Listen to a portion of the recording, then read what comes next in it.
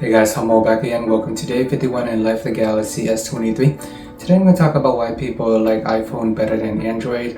I know it's going to be a controversial topic, but at the end of the day, people are going to like what they like. You're never really going to change their mind. But it's good to at least understand the other side and the thought process. Doesn't necessarily mean you have to agree with all the reasons, but they are reasons nonetheless. You know, humans are not really logical creatures. Sometimes they just believe in what they believe in, regardless of the facts. And that's just what makes us human, I guess. I know I got a little deep there for a second, but let's dive into it. So one of the main reasons why people like Apple more than Android, maybe a silly reason still by today's standard, is just because of the fact that it has blue bubbles in their iMessage. When they're talking with iPhone users, they're going to see blue bubbles. And if you are an Android user, you're going to appear to them as being a green bubble. It's just Apple created an exclusivity factor, a cool factor, and that's one of the reasons why people like iPhones more. I mean, there are more Android phones in the world, but just because of the fact that Apple makes their phone feels more exclusive, and that is why people feel tied down to their iPhone. I know maybe a simple solution to just move everyone over to WhatsApp or Instagram, Facebook Messenger, but just in general, people in the US are used to using SMS as default. It is the first messaging thing that is already on their phone once they launch it, so they just open that up and start using it. But by today's standards, SMS hasn't really been upgraded. It is a very old technology designed back in the days with flip phone in mind, where people are just sending 100 characters limit to each other.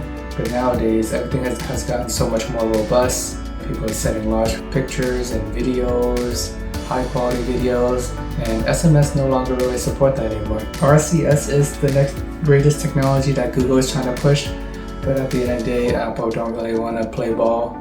And I can see them not wanting to play ball due to the fact that they already created this massive platform, that closed ecosystem that makes it feel exclusive. There's really no reason for them to open it up to the rest of the world unless you go and join the ecosystem. So that's gonna be an ongoing battle unless you can convince all your iPhone users to go join you in WhatsApp or another chatting thread.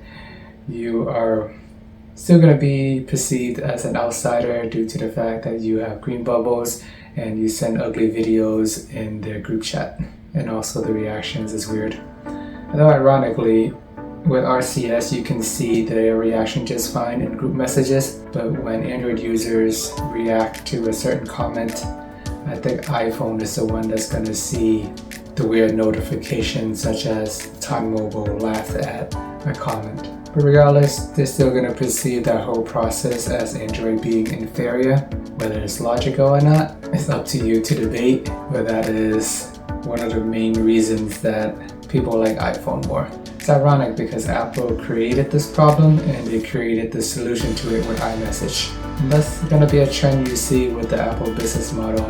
It is genius in a way, but they implement it really well, so props to them for that, for being one of the richest companies in the world. Another example is when they eliminated the headphone jack, and then they created a whole new market for AirPods, and it works for them. People still bought it, and they continue to grow their ecosystem. And speaking of ecosystem, it is really hard to make someone switch from an iPhone to an Android if they are already really deep into the Apple ecosystem. For example, if they have AirPods, Macs, iPad, they all talk to each other really well. Just having like an AirPod alone, you can easily switch between all the devices and they recognize and talk to each other very well. Just the whole process is very seamless and thought out. But if you remove the iPhone from that equation, then it's gonna mess up the whole ecosystem. Your Galaxy S23 is not gonna talk to the Mac that well, or the iPads or anything like that. So once Apple get you inside the ecosystem, I can see why people do stay in it forever. Because if they want to get out, it is a lot more challenging than, in theory, all the products just wouldn't work as well. And then they may need to consider switching over to a Samsung ecosystem or a Google ecosystem. But either way, all the current products will work, it just doesn't work as well once they start introducing an Android phone in their life. even though they have all these Apple products. But iPhone in general, you tend to get the newest apps first due to the fact that they only have about 5 to 10 phones in the lineup, really, depending on how many years you want to go back that developers really have to consider. And it's easier for them to start in the Apple ecosystem and just work on those 10 phones or so, using all similar structure to develop the games. And then if it gets popular, then Android will eventually get it. And for Android, when you are making apps for Android, is much more challenging due to the fact that there are thousands and thousands of Android devices out there. It's very hard to scale to every single phone. They all have different form factors. Some of them flip, some of them fold. Some screens are super large, some are small. Some phones have high processing power, some have very low processing power. So there's so many variety and things to consider that developers often just use Apple first to develop most of the app. Even back in the days, you see Instagram and all these apps are exclusive to iPhone before eventually moving over to Android. These days, you do see more people start to develop for both ecosystems at once. But just in general, Apple do tend to get the latest apps first. And another benefit of owning an iPhone is the fact that they hold their value really well over time. And that is just not really debatable.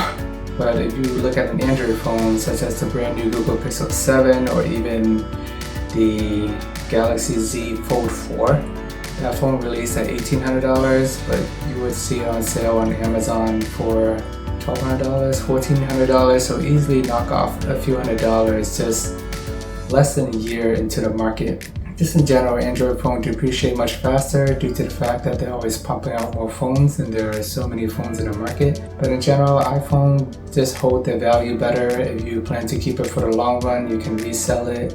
So that's one of the biggest benefits of owning an iPhone.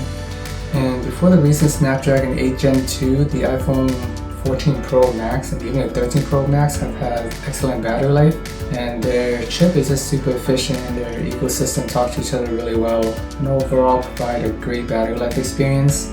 It wasn't until the recent S23 Ultra and even the regular S23 series that we have seen a significant improvement in the battery life department for Android, so let's hope to continue to see improvement there.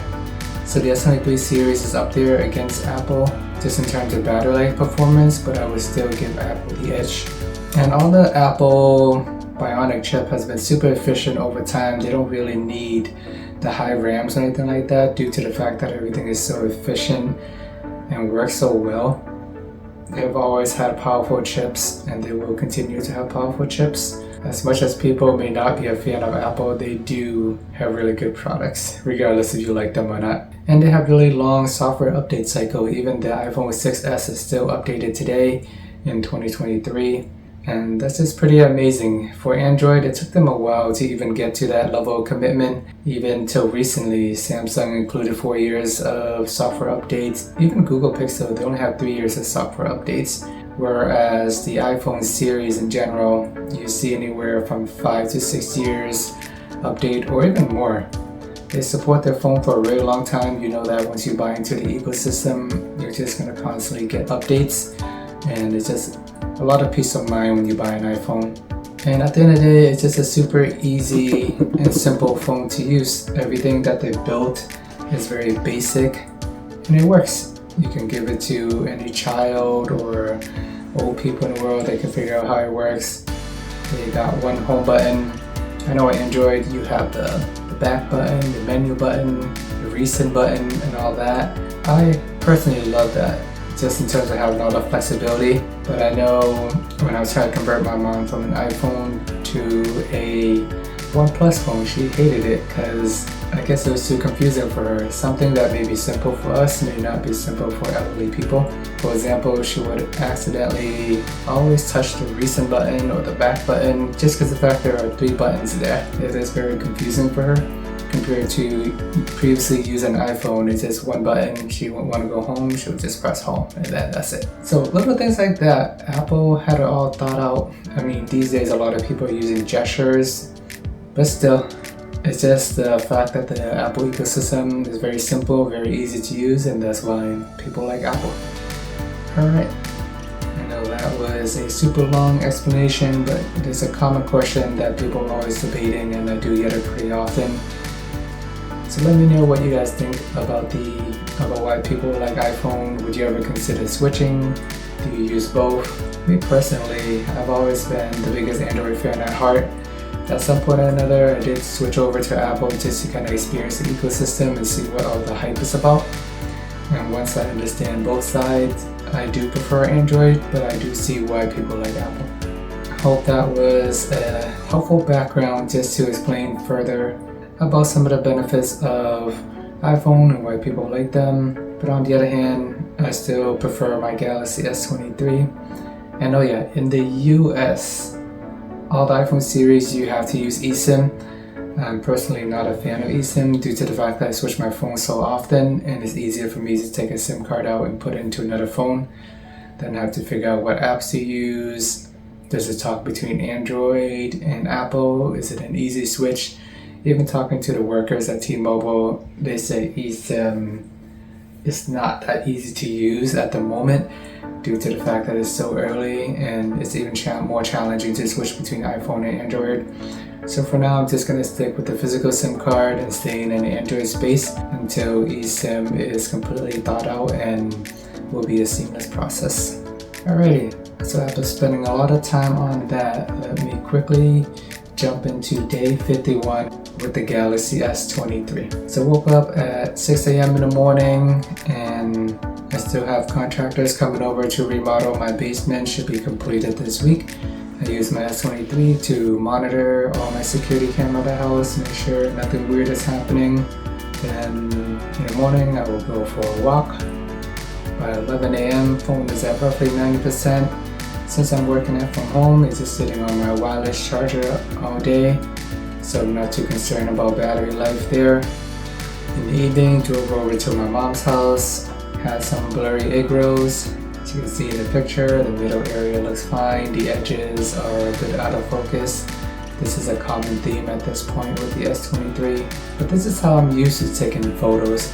I'm going to continue to point it out due to the fact that it is an issue. And here's another shot at 3x. Looks much better for the areas that are focused, especially the middle one, extra golden and crispy, but you can still see that the outer layers are still blurry. And then I made my way over to IKEA, saw this little hand figure and couldn't help myself. Ended up buying this coat rack for my front door entrance. And if you guys ever been to IKEA, you would need to take a picture of one of these labels so you can figure out where it is and grab it at the end. And Galaxy S23 camera is still disappointing due to the fact that it's not able to capture all the text correctly. As you can see here, the top is fine, but the bottom is out of focus. So just make sure that you can read the numbers whenever you're taking pictures of things up close, especially if you do need those numbers at the end so that you can grab your products. And once I got home, before bed, close to 11 p.m., my phone is at 34%. Since it's been in a wireless charger most of the day, that's fine. And as I was brushing my teeth and washing my face, I got some water stuck in the charging port, so now I'm not able to charge my phone for the whole night. Super annoying. I usually don't use my phone in the shower or anything like that. I'm surprised water even got in because it was just sitting on the sink, but somehow the moisture is there. Here's me trying to shake off the moisture. Luckily I do have a standing wireless charger, so I just left it there for the whole night. And 8 hours later, when I woke up the next day, I still had that error issue, which is surprising. Usually it'll go away in a few hours, but in this case it was stuck there for I believe 8 to 10 hours before the error message went away. And if I did not have a wireless charger, I would not be able to charge my phone at all. So just keep that in mind when you're using your phone near water or in water. Samsung is super cautious about the charging port, especially since the Note 7 incident. So make sure you always have a backup wireless charger. And even though it is water resistant IP68, I wouldn't go too crazy with it. Alright guys, this wraps up day 51. Please check out day 50 if you haven't already, where I talked about 4K video recording. Let me know if you are a hardcore Samsung fan, or do you switch back and forth? Do you prefer one over the other? Would you ever consider switching, or have you switched and came back? But thanks for watching, please like and subscribe, and see you guys in the next video.